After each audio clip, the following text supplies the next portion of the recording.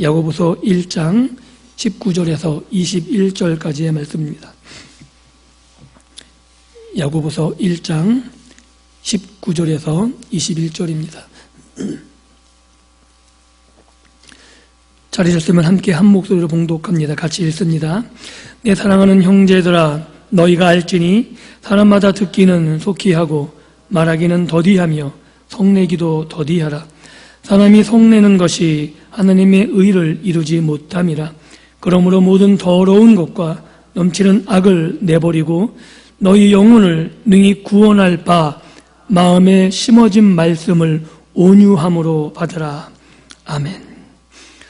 오늘은 우리가 읽은 이 본문 말씀을 가지고 마음에 심어진 말씀, 마음에 심어진 말씀이란 제목으로 함께 말씀을 나누고 은혜 받는 시간 되기를 간절히 소원합니다. 우리의 신앙의 토대, 우리가 신앙생활하는 근간은 우리가 구원받은 사실에 있습니다. 우리가 예수 그리스도를 믿는 것은 우리의 구원 때문이다라고 말해도 틀리지 않은 거죠. 우리가 다시 한번 점검해 봐야 될 사실들은, 우리가 구원받았다는 사실은 우리의 결심과 우리의 의지와 우리의 노력의 결과물이 아니라는 거죠. 보통 우리가 구원은 어떻게 받았습니까? 라고 말하면 믿음으로요 라고 말하기 쉬운데, 성경은 믿음이 조건이 아니라고 분명히 말하고 있죠. 에베소서 2장 8절에 뭐라고 나와 있냐면, 한번 읽어볼 거예요. 같이 읽습니다. 시작. 너희는 그 은혜에 의하여 믿음으로 말미암아 구원을 받았으니 이것은 너희에게서 난 것이 아니요 하나님의 선물이라. 믿음도 선물이라고 분명히 이야기하고 있죠. 그래서 우리의 구원은 믿음으로 받은 게 아니라 정확히 은혜로 받은 겁니다.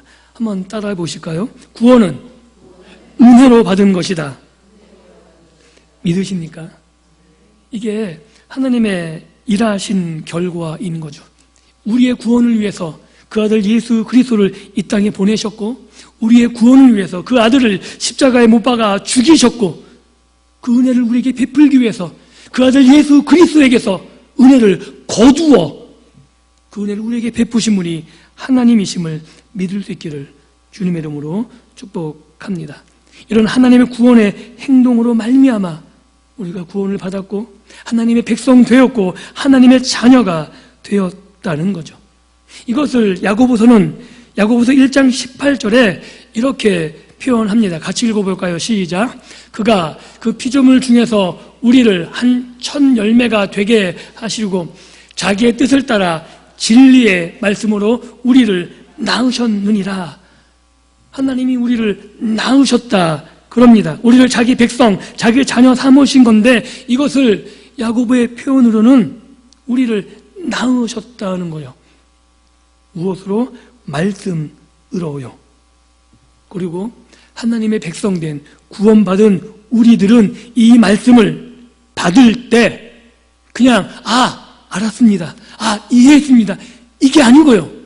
우리가 이 말씀을 이해했다면 이 구원을 이루어가는 삶을 살아야 된다 그러는 거죠. 그래서 사도 바울의 고백은 굉장히 뜬금없는 고백이 나옵니다. 왜냐하면 한번 여쭤볼게요. 사도 바울이 구원을 받았을까요? 못 받았을까요? 당연히 받았을 거라 생각하는데, 사도 바울은 뭐라 그러냐면 이 구원을 잡으려고 쫓아간다 그래요.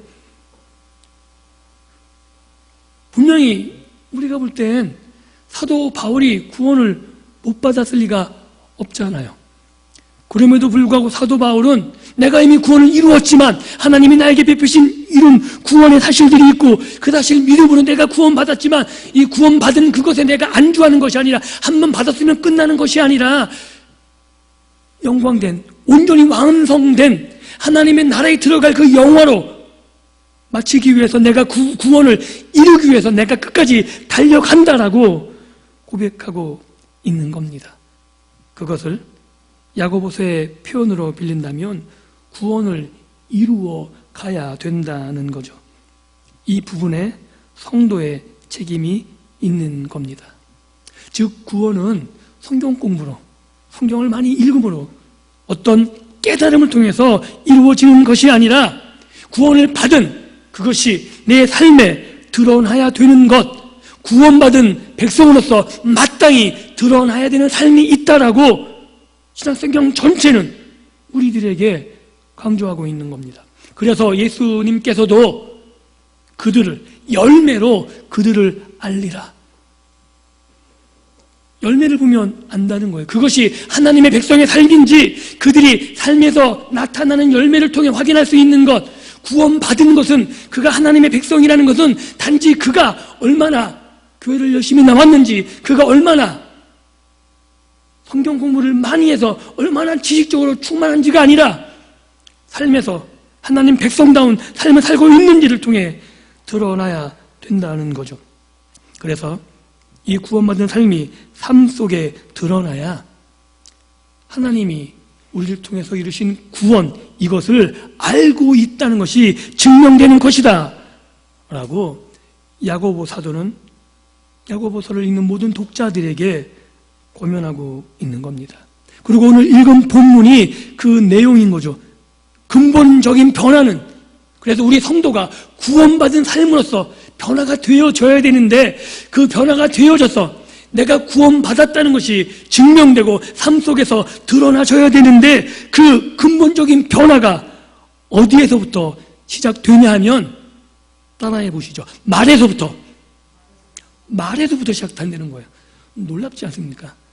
우리의 언어 생활, 우리의 언어 습관이 우리의 삶을 총체적으로 드러나게 한다라고 말하고 있는 거죠.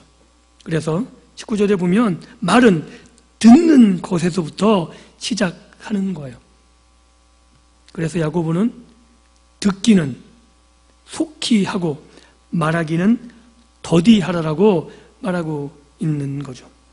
우리가 듣는다 그러면 영어적 표현에도 여러 가지로 표현돼요. 리스닝이 있고 히어링이 있고, 그러니까 주의 깊게 듣는 게 있고 그냥 이야기를 넘겨듣듯이 듣는 경우도 있고. 그런데 성경에서 말할 때 듣는다는 건 동사예요. 듣는 동사가 아니고 들음은 순종을 포함하는 거예요. 그래서 잘 들었다는 얘기는 내가 그 말씀 그대로 행동한다는 이야기를 신약성경에서는 하고 있는 겁니다. 우리가 아이들을 가르칠 때도 야, 우리 아이들은 내 말 잘 들어 라는 건 정말 말을 잘 듣는 게 아니고 부모님이 말한 것을 어떻게 하는 거예요? 따르는 거죠. 부모의 말을 따르고 그대로 순종할 때 부모인 내가 얘기하는 거예요. 야, 우리 아이는 내 말을 참 잘 들어. 성경이 말하고 있는 게 그런 부분인 거예요. 말을 잘 듣는다는 것, 하나님의 말씀을 잘 듣는다는 것, 이것은 그 말씀을 들음으로 그치는 것이 아니라 그 들은 말씀대로 내가 내 행동에서 하나하나 실천해 나가는 것을 의미합니다. 그래서 하나님의 말씀을 듣는 것, 왜냐하면 내가 행동하기 위해서는 그 말씀을 들어야 되는 거거든요. 한번 곰곰이 생각해 보시죠. 제가 어른들을, 장년들을 설교할 때하고 주일학교를 설교할 때하고 크게 비교되는 점이 있어요. 주일학교 애들은 열심히 떠들고 막 돌아다니고 아주 별의별 짓을 다 하죠. 그런데도 그 아이들은 그 말씀을 그대로 받아들여요. 신기하게 물어보면 대답도 가끔 해요. 분명히 안 듣는 것 같은데 놀라울 정도로, 그죠? 그런데 어른들은 눈을 마주치고 잘 되는 것 같아요. 그런데 물어보면 대답을 못해요. 그리고 자기식으로 받아들입니다. 그래서 행동하는 게 달라요. 아이들은 듣는 그대로 행동하는데 어른들은 자기식으로 행동을 해요. 그래서 권사님이 행동 다르고 장로님 행동이 분명히 설교는 같았는데 행동이 달라요. 중요한 건 그럼에도 불구하고 말씀을 계속해서 들어야 되는 거죠. 뭐를 교정하기 위해서? 내 행동을, 삶을 교정하기 위해서.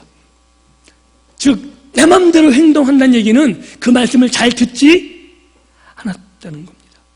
말씀이 의미하는 말을 새기는 것이 아니라 내가 알고 있는 익숙한 방식대로 그냥 이건 이거다라고 넘겨짚으면서 그냥 행동하고, 그것이 그 말이야, 내가 이렇게 했으니까 이것이 옳은 거라고 주장하는데 그렇지 않습니다. 그래서 우리가 하나님의 백성이라고 말할 수 있는 것, 내가 구원받은 백성으로 살아간다는 것은 하나님의 말씀을 듣는 일, 목사님께서 주일 오전 예배 때마다 설교하시는 그 일 들으셔야 돼요. 귀를 활짝 열어놓고 내 생각과 내 방식이 아니라 어떻게 말씀하고 계시는가, 하나님은 오늘 나에게 무엇을 요구하시는가를 우리의 마음을 열어놓고 들으셔야 되는 거죠. 내 경험과 다른 이야기가 되는 것 같아도 그 말씀이 그러한가 고민하시면서 그것이 하나님의 말씀이 맞다면 순종하셔야 되는 겁니다. 그것이 하나님의 말씀을 듣는 것이고 하나님의 말씀에 민첩한 것이라고 말할 수 있는 거죠. 그래서 야고보서가 말하는 듣기는 속히 하고, 이 말은 듣는 일에 지체함 없이 순종이 즉각적으로 일어난다는 의미입니다. 이 예가 구약 성경의 창세기에 나오죠. 누굴 것 같으세요? 제가 자주 이야기 드렸는데 기억나세요? 아브라함이요. 언제요? 이삭 바치라 그럴 때 새벽 일찍 일어나서 즉각 어떻게 합니까? 순종합니다. 이것이 하나님의 말씀을 들었다는 거예요.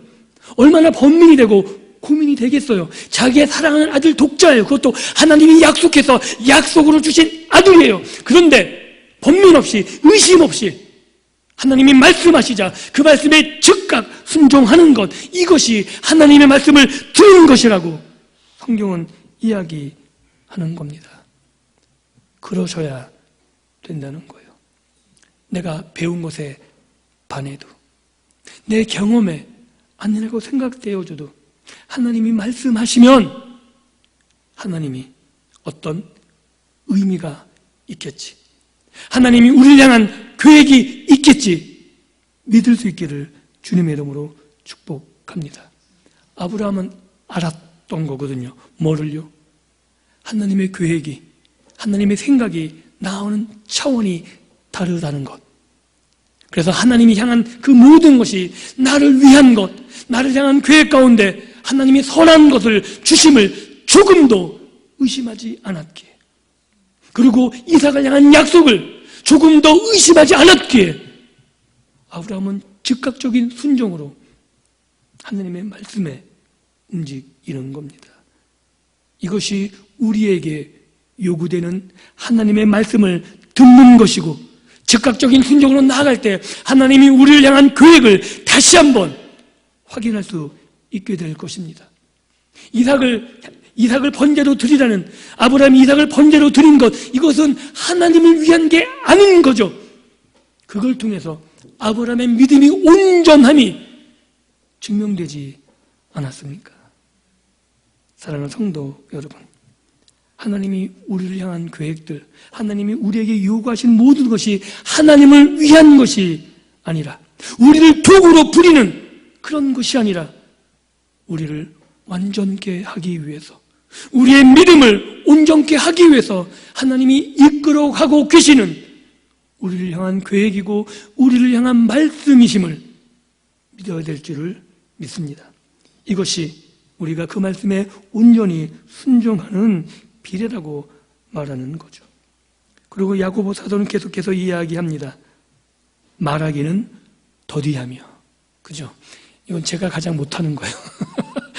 제가 원래 좀 말이 많거든요. 말을 막 끊어서라도 막 더 하고 싶은 충동을 느끼는데 이게 제가 가장 부족한 부분인 것 같아요. 그런데 말하는 것은 둔하게, 이게 더디하라는 말인데 성경적인 정확한 표현은 말하는 것을 둔하게 하라는 거예요. 즉 내 의지가 수반되어야 되는 거죠. 명령입니다. 우리 모든 사람들이 자기중심적이기 때문에 자기를 포장하고 자기를 좀 더 나은 것으로 만들어가기 위해서 하는 행동이 말하는 거죠. 그래서 나를 포장하고 나에게 조금 더 이익되는 그 방향으로 모든 환경을 이끌어가기 위해서 말하는데, 그렇게 하지 않도록 하나님께서 내 말을 절제하라고 요구하고 있는 겁니다. 이런 의미예요. 이해력이 부족한 사람이 말하기에 곤란을 겪고 있는 것. 여러분 그런 경험 해보셨나요? 막 말을 하고 있는데 이건 아닌 것 같은데 라는 생각을 하면서 말해본 적 있으십니까? 내 말이 스스로 막 꼬여버리는, 그러면 말을 하다가 중간중간에 멈추게 되고 설득해야 되니까 막 고민하고, 정확하게 그 표현이에요. 말하기를 더디하는. 왜 그러냐 하면 내 말이 나를 이롭게 하지 않습니다. 일반 사회에서는 내 말로 내 가치를 높이고 내 말로 나의 유익을 이끌어 가지만, 믿음의 백성들은 내가 하는 말로 나를 증명하거나 내가 하는 말로 내 유익된 삶을 이끌어가는 것이 아니라 하나님의 말씀으로 되어짐을 믿을 수 있으셔야 되는 거죠. 그래서 일반 사람들은 듣는 것에 느리고 말하기에 빠릅니다. 그리고 들어도 고집을 부리죠. 내 말이 맞다고, 네 말이 틀리다고, 아니 내 말을 네가 조금 더 이해하면, 내가 하는 말을 다 들어보면 너도 내 말에 이해하고 공감할 거야. 그런데 그렇던가요? 아니죠. 내가 말을 다 하면 어떻게 돼요? 싸워요.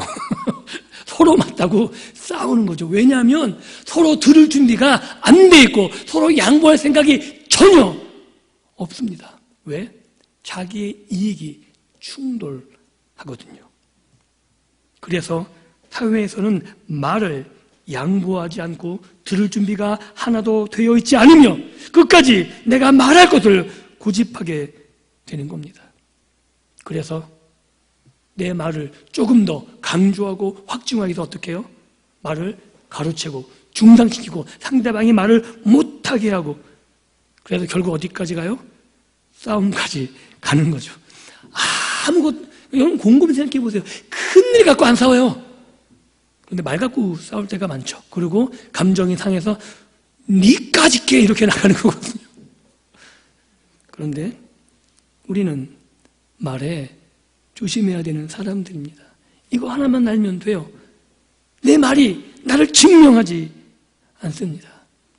우리를 증명하시는 것은 내가 아니라, 내 말이 아니라 하나님이시고 하나님의 말씀이, 그리고 우리가 그 말씀에 순종함으로 우리가 구원받은 백성임이 증명되는 거, 우리가 구원받은 사실이 하나님 말씀에 순종함으로 사랑하고 섬기고 베풀고 이런 하나님의 그 말씀에 우리가 따라갈 때 사람들이 알게 되는 거죠. 야, 다르구나.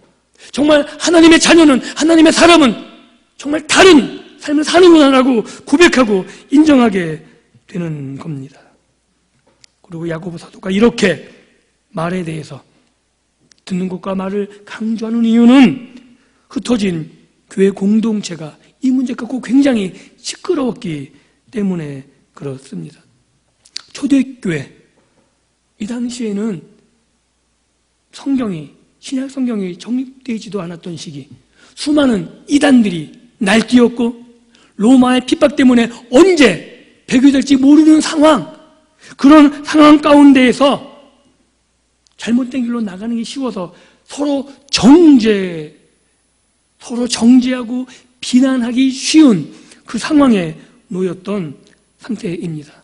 그래서 요한계시록에서는 에베소 교회에 뭐라 그래요? 너희가 무엇을 잃어버렸다고요? 첫사랑이에요. 여기서 뜨거운 사랑이, 이성적인 사랑의 이런 게 아니고요. 예수님이 계속 강조하신 계명이 하나 있습니다. 너희에게 새 계명을 주노니 뭐라고요? 어떡하라고요? 서로 사랑하라고요.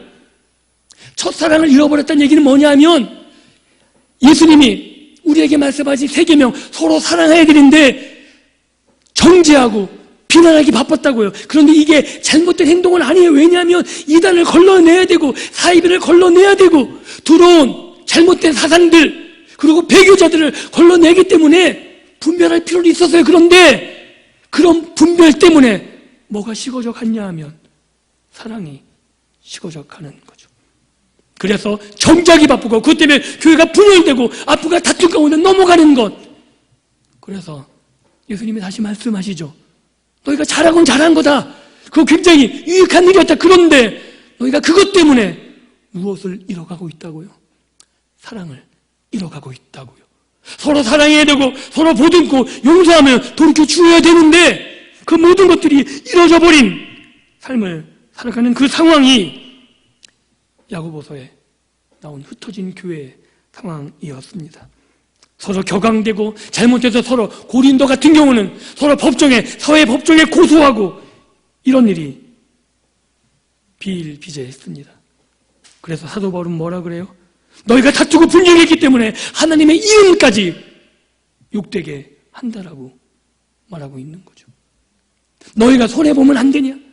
꼭 사회법정에서 그것 때문에 예수 그리스도의 이름이 너희 주인의 이름이 더러워져야겠냐? 라고 아주 강력하게 말하고 있는 겁니다. 그래서 야고보 사도는 근본적인 변화는 말에서부터 듣는데 빠르고 말하기 더디함으로 우리가 구원받은 백성임을 우리의 삶 속에서 드러내야 된다고 말하고 있습니다. 그리고 그렇게 하는 것이 20절에 보면 이렇게 말하고 있는 거죠. 1장 20절 같이 한번 읽어보겠습니다. 시작. 사람이 성내는 것이 하나님의 의를 이루지 못함이라. 왜 성내냐 하면 내 말이 안 먹히거든요. 그럼 답답하니까 내가 말하면 이게 옳은 말인데 그쪽이 반응이 없으면 자꾸 어떻게 돼요? 화가 나죠. 그런데 그것이 성내는 것이 하나님의 의를 이루지 못한다고 분명히 말하고 있는 겁니다.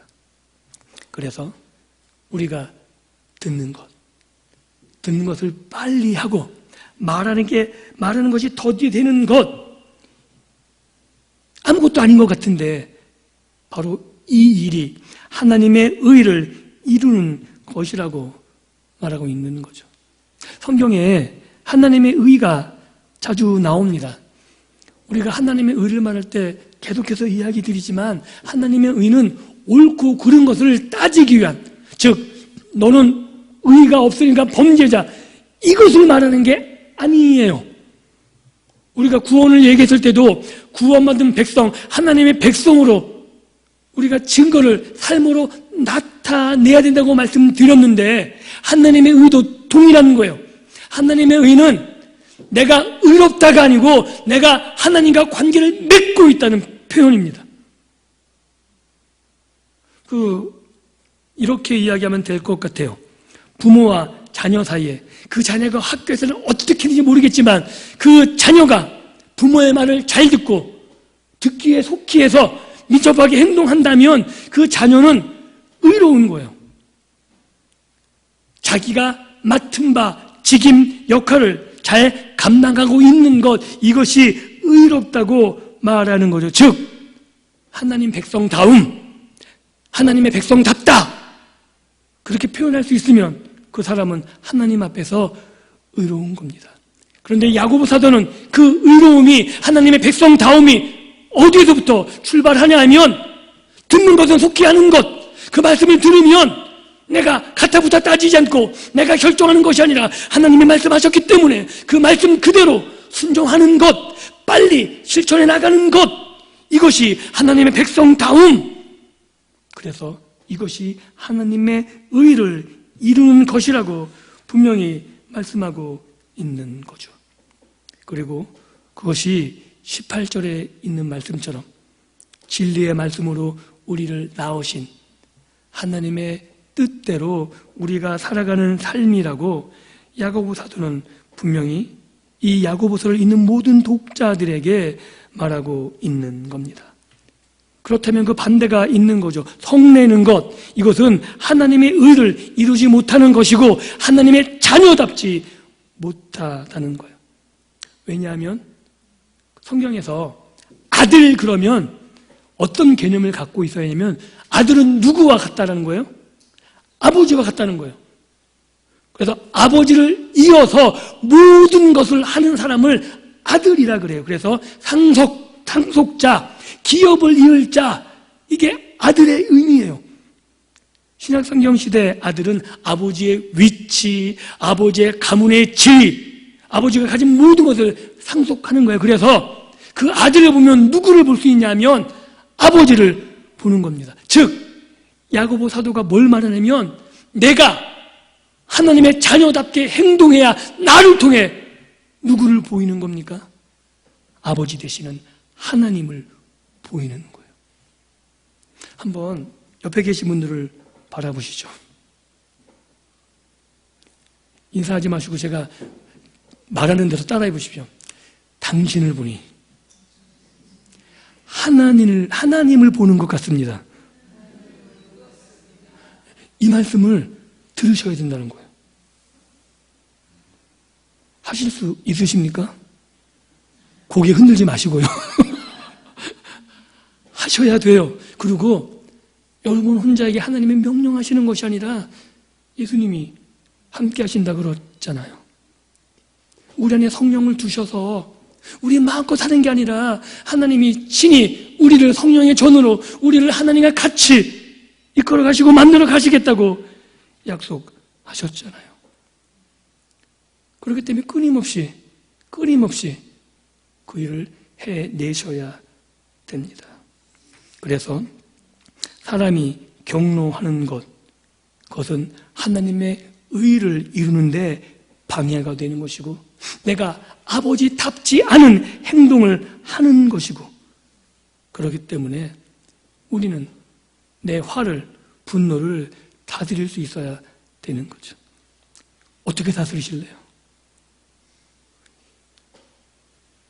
의지 갖고 될까요? 그랬으면 저도 성인이 됐을 겁니다. 의지 갖고 되는 게 아니고 그때마다 누구를 떠올리셔야 되냐면 하나님을 떠올리셔야 돼요. 오늘 제가 말씀에는 전도자에게 안 드려서 그런데 한번 출애굽기 한번 찾아볼까요? 출애굽기 34장 6절입니다.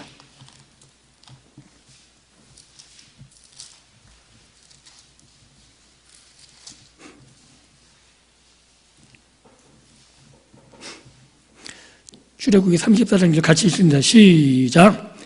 여호와께서 그의 앞으로 지나가시며 선포하시되 여호와라 여호와라 자비롭고 은혜롭고 노하기를 더디하고 인자와 진실이 많은 하나님이라.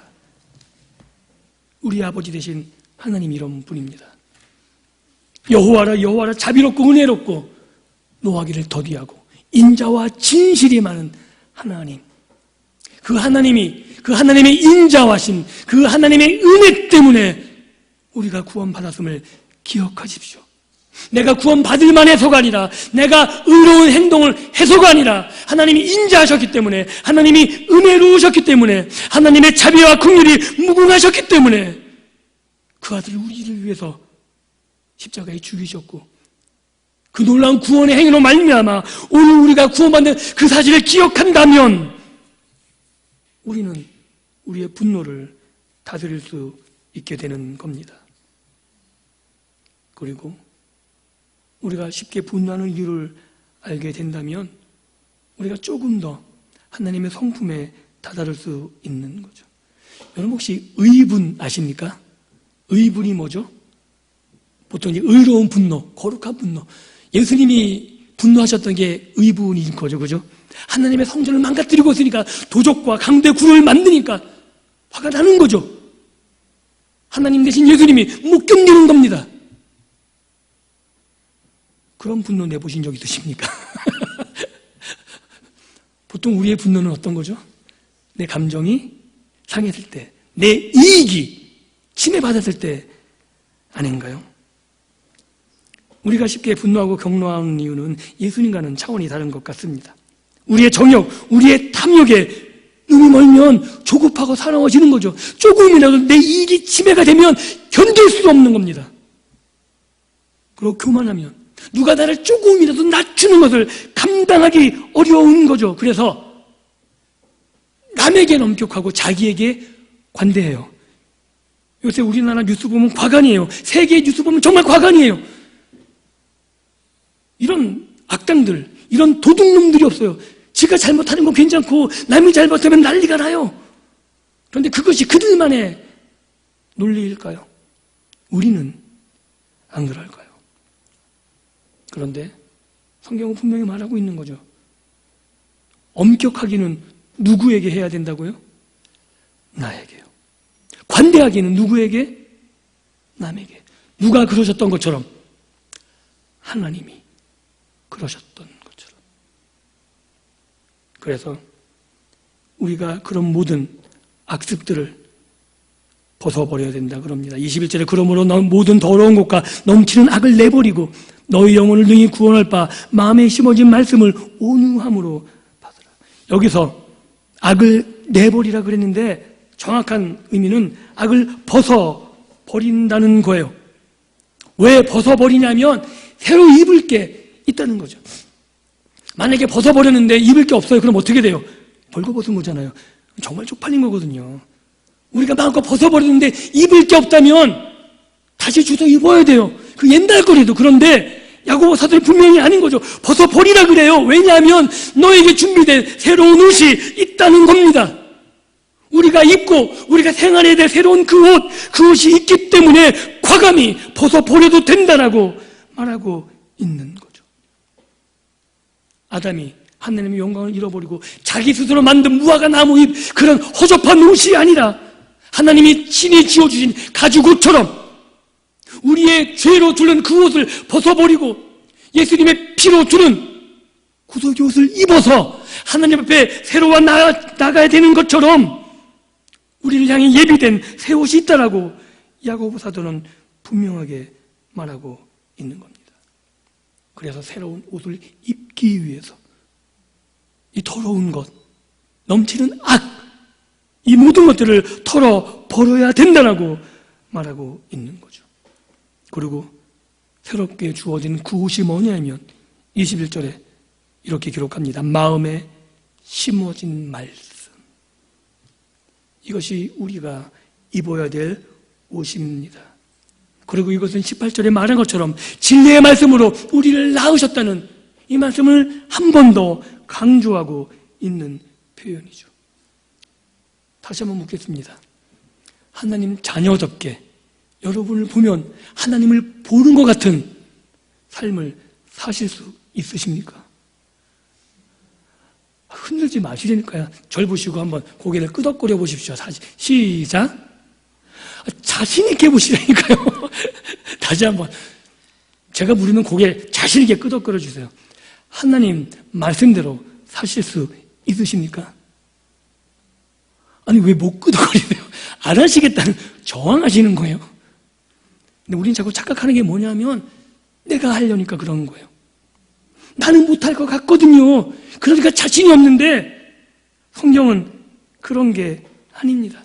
하나님이 우리에게 말씀을 심어 놓으셨고 단지 심어 놓았으니까 하나님이 끝이 아니라 우리 안에 심어 놓은 그 말씀이 우리 안에 역사하셔서 우리로 그 일을 행할 수 있게 하신다고 하시는 거예요. 결국 내가 하는 건 누가 하는 거예요? 하나님이 하신다는 거예요. 뭘로? 말씀으로요. 다시 한번 물어보겠습니다.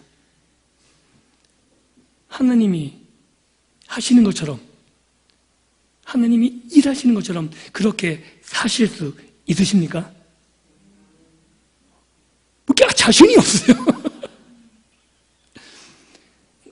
이건 믿음이 없는 거예요. 나를 믿으니까 내 삶을 보니까 자꾸 넘어지고 실패한 것을 보는데 아니요. 하나님은 자비롭고 은혜로우셔서 우리의 연약함을 아시고요. 그래서 그 말씀을 심어 놓으셔서 한 걸음씩 한 걸음씩 하나님이 허락하시는 완성을 향해서 나아가게 하실 겁니다. 그래서 나를 보지 마시고요. 내 연약함을 보지 마시고요. 하나님이 심어놓은 말씀, 그 말씀을 온유함으로 받으시는 겁니다. 온유함으로 받는다는 것, 그것은 충성됨이에요. 듣기는 속히 하는 것처럼 그 말씀을 내가 판단하고 내가 재단하는 것이 아니라 말씀하셨기 때문에 토달지 않고 그대로 순종하는 것. 바로 그것이 두 마음을 해결하는 겁니다. 즉 산상수훈의 표현을 빌리면 마음이 청결한 자인 거죠. 그러니까 내 마음이 깨끗하다는 의미가 아니고 내가 두 마음을 품지 않는다는 거예요. 어떻게 하면? 충성하면. 하나님의 말씀을 들었을 때 그대로 순종하면 그것이 온전한 마음으로, 온유한 마음으로 하나님의 말씀을 받아들이는 것이고, 그것이 청결한 마음인 것이고, 그런 믿음의 백성들을 통해서 공동체가 치유되는 겁니다. 하나님이 그런 믿음의 백성의 삶을 통해서 정말 우리 공동체에 하나님이 일하시고 계시는구나, 그런 공동체 믿음의 백성들 한 명 한 명을 통해서 서로 사랑하는 그 사랑이 실현되어지고, 하나님의 사랑을 경험하지 못한 사람들이 우리 성도교회 공동체에 들어와서 하나님의 사랑을 공급받게 되고, 그래서 고백하게 되는 거죠. 하나님이 살아 계시는구나. 권사님을 보니까 하나님이 계신 것 같네요. 이 고백이 여기 이제 성도님의 삶의 고백뿐만 아니라 우리 성도교회 온 공동체의 믿음의 고백이 될 수 있기를 주님의 이름으로 축복합니다. 이것이 개인으로 시작되어 교회 공동체를 넘어서 우리 삶의 밖으로 나아가야 되는 겁니다. 말씀을 맺습니다. 하나님의 말씀을 안다는 것, 그것은 내가 성경 공부를 많이 했다는 이야기가 아닙니다. 아이들이 그 말씀을 들으면 순종하는 것처럼 아는 그 말씀을 그대로 행동해 나가는 것. 그래서 우리의 일상에서, 집과 내가 일하는 일터에서 그 말씀을 행동하셔야 하는 겁니다. 그리고 말하기는 더디하고 듣는 것은 속히 할 수 있는, 나를 하나님의 말씀으로 다스리는, 그래서 내가 입고 있었던 죄, 더러운 옷들, 악을 훌훌 털어버리고 하나님이 우리 안에 심겨놓으신 그 새로운 옷을 입고 달라지셔야 되는 거죠. 쉽지 않습니다. 그러나 하나님이 심어놓으셨기에 우리는 정말 영화로운 우리의 완전한 모습을 향해서 한 걸음씩 한 걸음씩 앞으로 전진해 나갈 줄 믿습니다. 믿으십니까? 그 일을 시작하시니까 하나님이시기에 그 일을 완성하기까지 쉬지 않으실 겁니다. 그 약속을 믿으시고 말씀을 붙잡으시면서 오늘 이 예배에서, 아니 들려진 말씀 가운데 거기에 멈추지 마시고 그 말씀을 우리의 삶에서 실현해 나감으로 하나님이 나를 지금도 사용하고 계시고 나에게 복을 주는 그 놀라운 역사들을 경험하시고, 나 때문에 우리 집이, 내가 있는 일터가 복을 누리는 그 놀라운 경험들을 나누며 살아갈 수 있기를 다시 한번 주님의 이름으로 축복합니다. 기도합니다. 하나님 감사합니다. 우리를 홀로 버려두지 아니하시고 우리 마음에 말씀을 심으셔서 우리가 하나님의 자녀답게, 하나님의 믿음의 백성답게 하나님의 말씀대로